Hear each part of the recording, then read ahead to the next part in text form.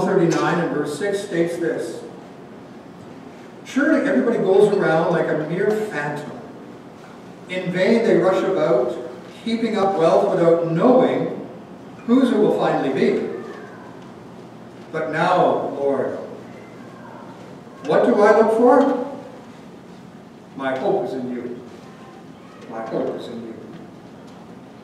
And in the statement about Jesus, in Luke chapter 4, verse 16, where you see him, as it says, he went to Nazareth, where he'd been brought up, and on the Sabbath day, he went into the synagogue, as was his custom, and he stood up to read. You know, there are many things in life that we don't have a choice about. Yesterday, we heard on the weather report that we were going to get approximately 1 millimeter of rain overnight. 1 millimeter. I was counting on that. I left my towels out to dry. I found them this morning. Soaking wet. I have no choice in the matter.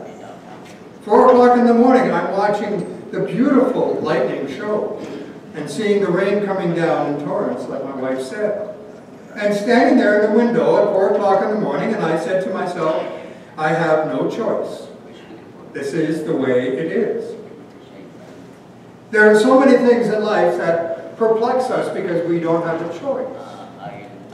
So let's look at a few things that we have choices about.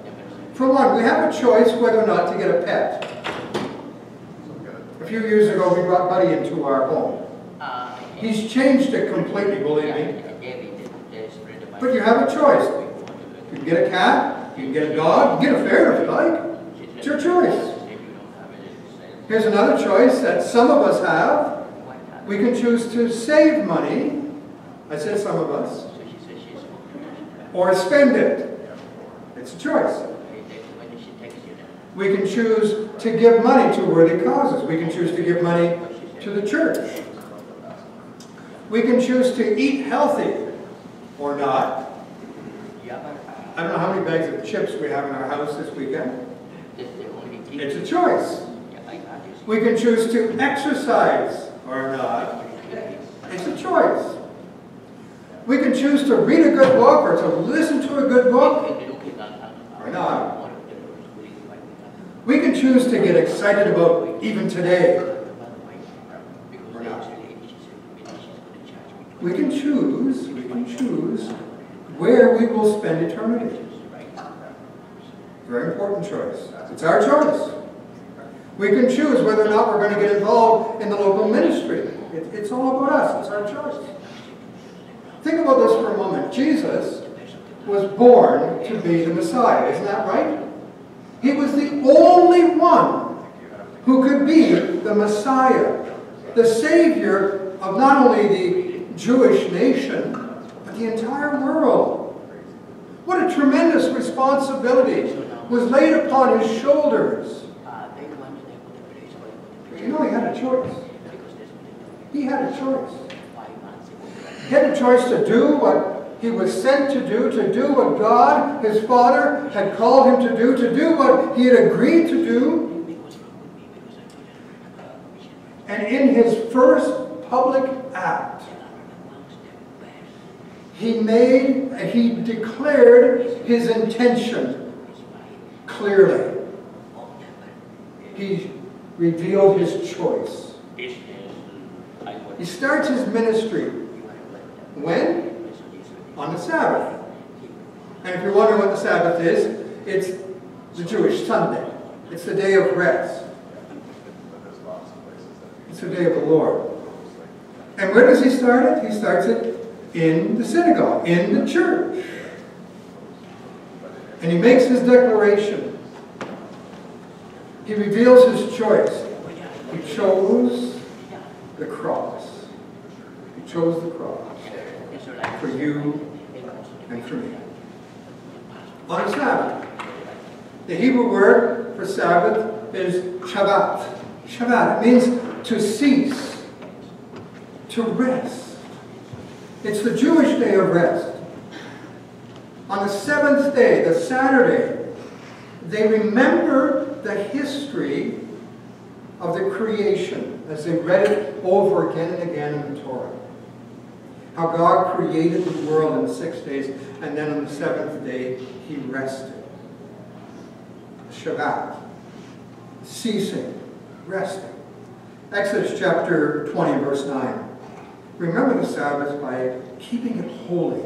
6 days you have to labor and do all your work, but on this seventh day is the Sabbath to the Lord your God. On it you shall not do any work, neither you, nor your son, nor your daughter, nor your male or female servant, nor your animals. And listen to this too. Nor any foreigner residing in your towns. That's a significant statement because you see, no other culture had this rule. In other cultures, if you were wealthy, you could take a day off. If you weren't wealthy, you just kept working because you couldn't afford to take a day off. But if you were wealthy, you could take a day off. And you let everybody else continue to work for you. But according to this, it says, and the foreigners living in your towns. What God was saying is that this is my day. You honor it by letting everybody rest. Including your slaves, including those who are working for you. You give them that day of rest. The significance was brought home in the Exodus. You remember the Exodus? They leave Egypt. They're out in the wilderness. And God instructed them. He gave them food, right? He gave them manna. And He gave them quail. I'm not sure exactly what manna is. There's a lot of studies and they try to figure out what was manna. But it doesn't matter. It was food from heaven. God gave them food. He gave them manna and He gave them quail. And He told them this. He said, every day of the week you will gather just enough for the day. And of course, like us, they were good at listening to instructions, right?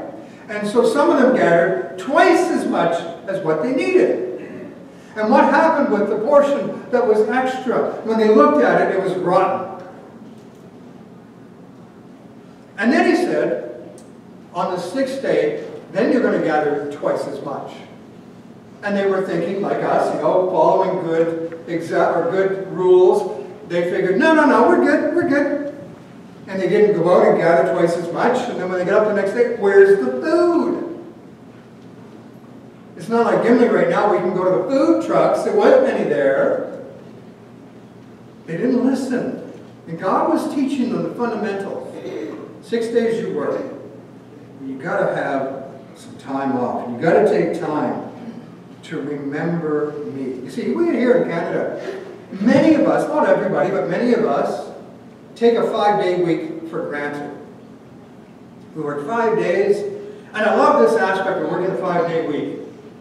The weekend comes. Most people celebrate what? TGIF. Thank God it's Friday! I'm finished work.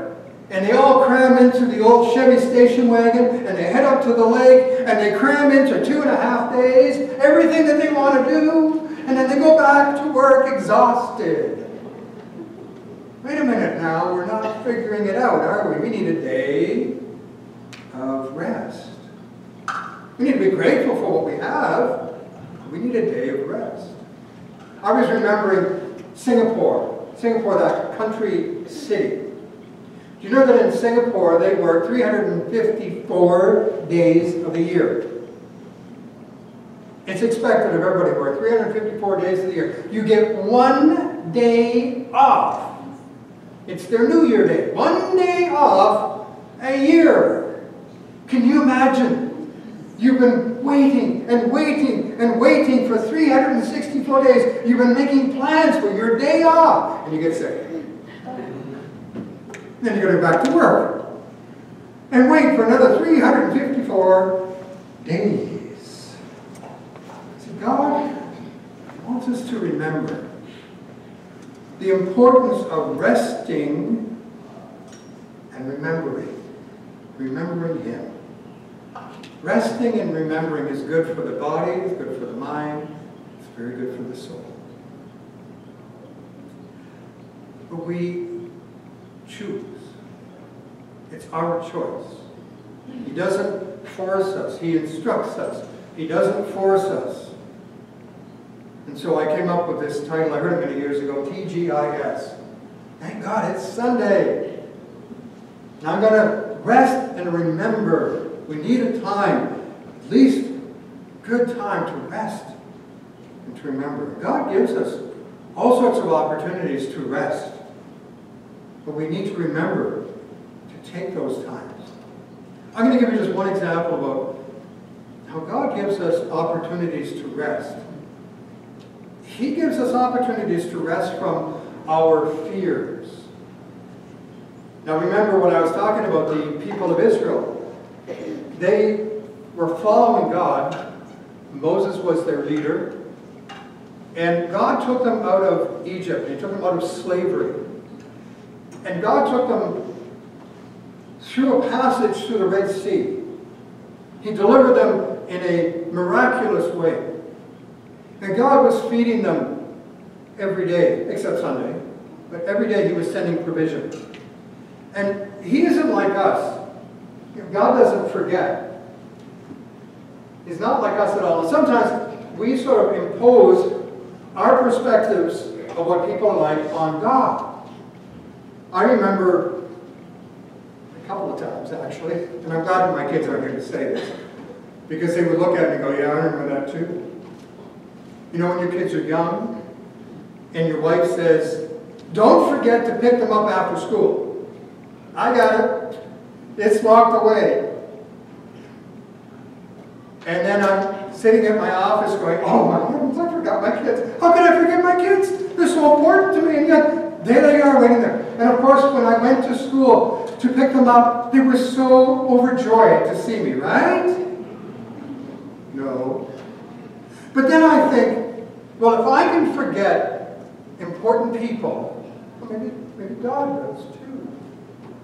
You see, God never forgets. He never neglects. Never forgets, and He never neglects.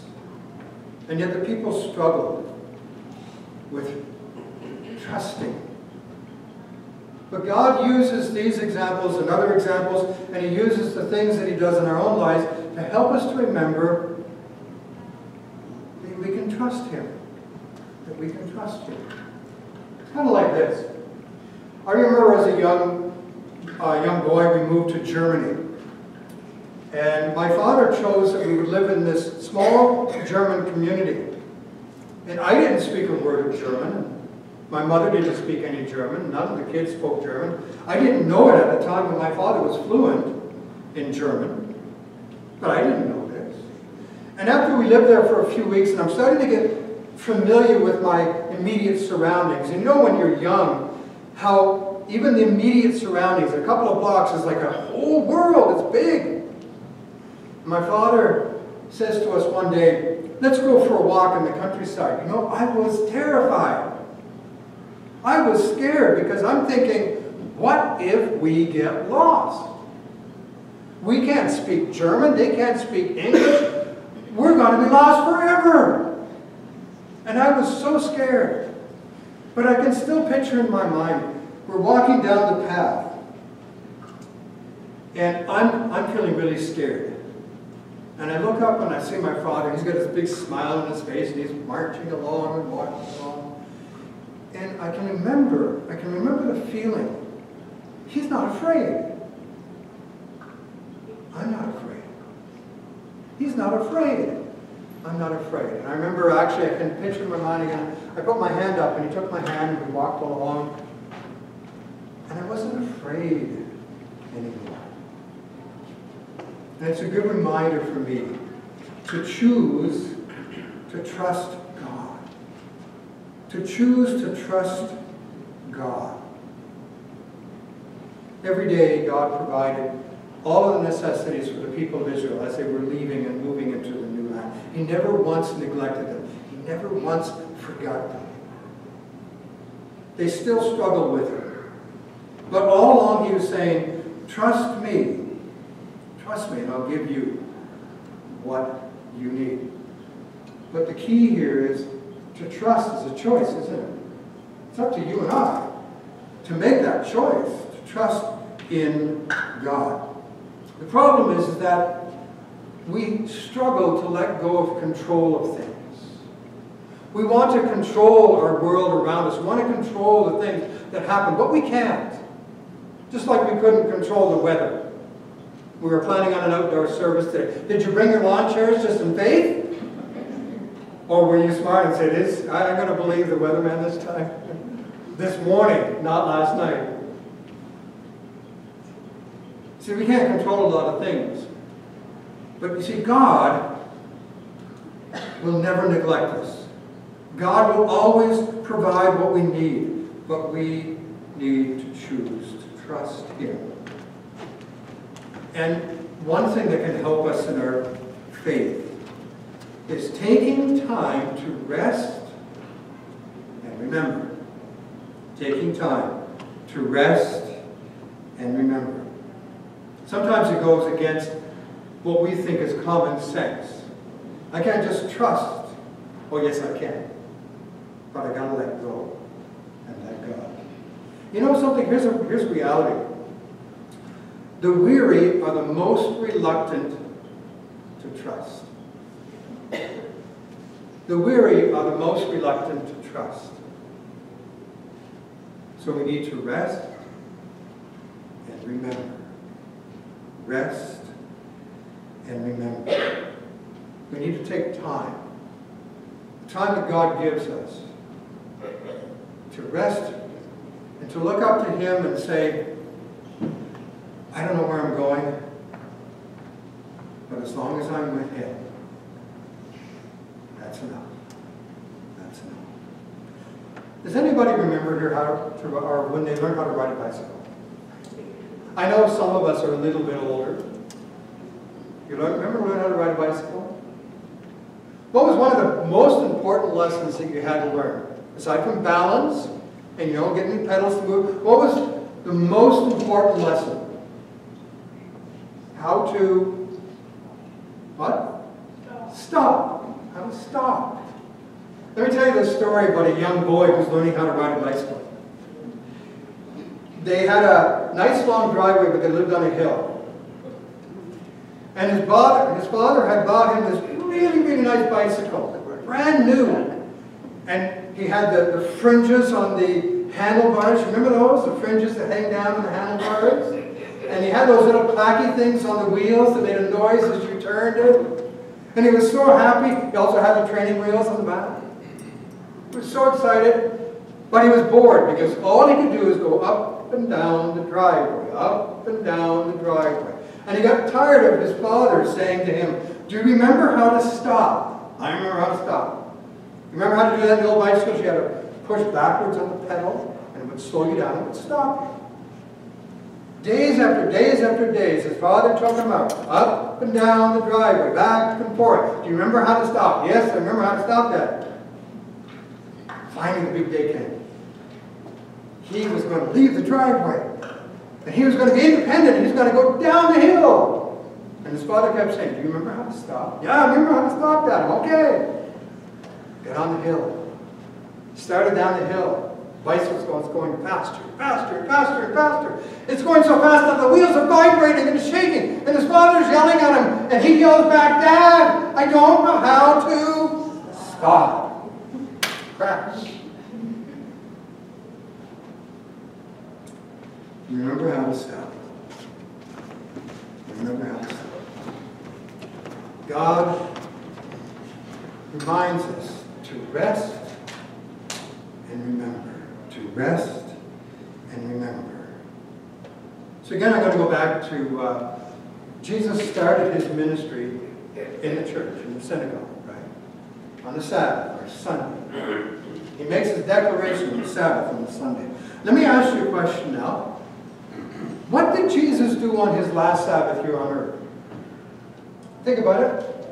He's been with his disciples for 3 years. He's been pouring himself into it. And they still haven't got it, have they? He has been giving all sorts of instructions to the people, and they still don't get it, do they? So what did Jesus do on his last Sabbath on earth?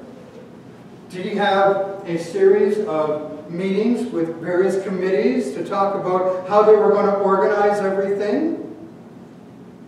Did he have a whole list of lectures of how to feed 5,000 people, how to heal blind people. Did he do that? Did he have different things going on throughout the day so he could get all the people in as much as possible? You know, if you look at Matthew, Mark, Luke, and John, you won't read anything about that, will you? Why? Because he did what his custom was.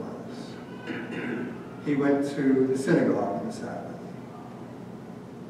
And he blessed and honored his Father. And took time to rest and remember. If Jesus needed to do that, well, I'll leave that one with you. But it's something that we have to think about. There's a proverb I've heard from people. It goes like this. Blessed are the busy. Blessed are the busy. I got some news to tell you. I looked it up on Google. It doesn't exist. And if Google doesn't have it, ain't nobody got it, I guess. As a matter of fact, there's a whole lot of good teaching to the contrary. For example, in Psalm 46 and verse 10, where it says this. Are you ready for this? Take a deep breath and breathe it in, and then pause. Be still and know that I am God. You get it? You get it? Let me close with this story. In London, England, there is a major point of reference in the city. It's called the Charing Cross. The Charing Cross. It's located in the geographical center of this very big city. It's kind of like a navigational point for anybody who is confused by the very, very confusing streets of London, England. And the streets are, believe me, very, very confusing. It's at the intersection where you would find the Queen Eleanor Memorial Cross. This was built in 1864. And actually that stands now outside of the Charing Cross tube station. You know what a tube is in London? It's a subway. This little girl is lost in this big city of London. And a Bobby, a police officer, finds her. And between the sobs and the tears, she explains to him that she doesn't know her way home. She doesn't know her phone number. She doesn't even know her address. And the Bobby looks at her and he says, well, dear, how can I help you find your way home? And she says to the Bobby this, I know the cross. Show me the cross, and I can find my way home.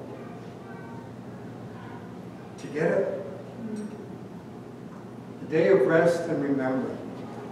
When we choose to focus on Jesus, and he reminds us of the cross, and reminds us of all that he was able to accomplish on the cross for us.